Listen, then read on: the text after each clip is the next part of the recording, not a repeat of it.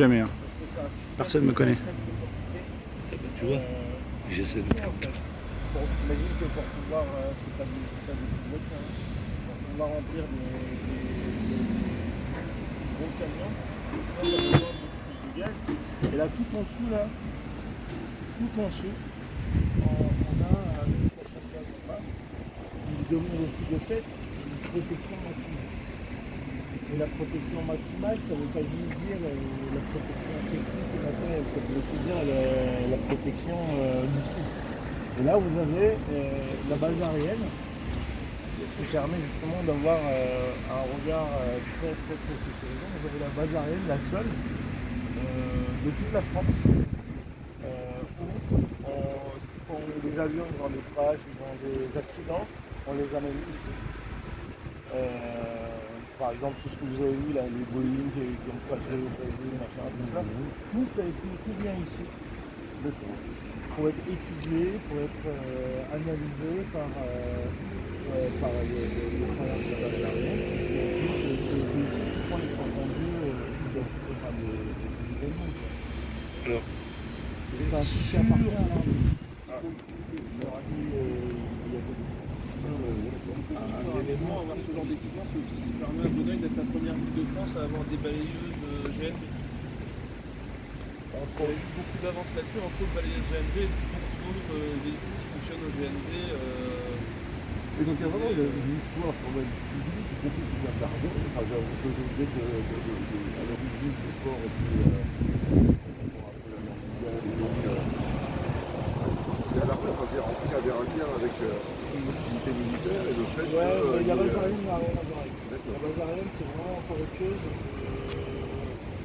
Elle est là depuis je ne saurais pas dire, elle est là. Mais elle servait surtout c'était pas du tout. Au début, c'était une vraie base aérienne où on gardait surtout les matériels, on entretenait le matériel de l'aviation, mais surtout ça appartient à l'air forcément. C'est surtout ça répond aussi à Toulouse. Là, tu as une vraie base aérienne qui répond aux besoins de l'armée. C'est quand même une base aérienne civile. C'est la sécurité arrive. Voilà, c'est ça. C'est ici aussi qu'ils font les stages, tout ça, qui sont à l'équipe qui traversent là pour.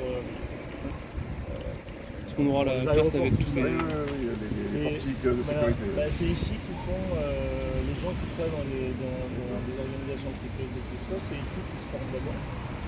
Et c'est ici qu'on vérifie aussi la viabilité de ces engins. Oui, donc c'est Ouais. Et nous, on a poussé à la création de cette station parce qu'à Bonneuil, tu as une entrée de 6000 camions au jour. 6000 camions, 6035 tonnes au jour. Et du coup, c'est énormément de CO2, de pollution pour la population. Donc on a beaucoup poussé, on est adhérent du CIGEF, on a beaucoup poussé à ce qu'on puisse ouvrir la station ici. Et nos arguments étaient solides, donc du coup on a eu tout de suite les subventions nécessaires et le CIGEF a fait des investissements nécessaires pour installer cette station. Et ce qui est bien, c'est que ça marche dans le sens où les entreprises jouent le jeu. Au début, il y avait un vrai débat avant qu'on installe ici la station. C'est est-ce que les entreprises vont jouer le jeu d'utiliser des véhicules qui ne polluent pas. Et ils ont vraiment joué le jeu, notamment des grosses entreprises. Pourtant, c'est eux qui ont énormément de roulement, tout ce qui est VEDF, tout ça.